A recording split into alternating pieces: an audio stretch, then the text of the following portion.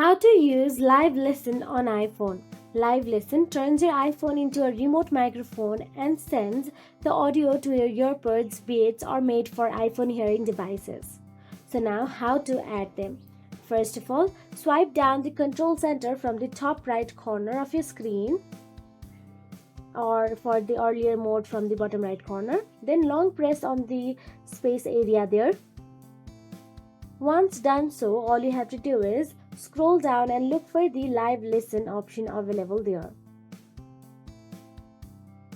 Simply look for it, or you can also tap on the search address bar and search for the live listen. You will get the option available on the top.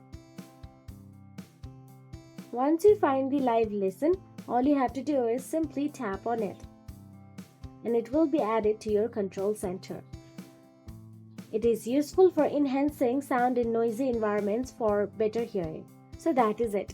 If you found this video helpful, please like, share and subscribe our channel, and thank you so much for watching.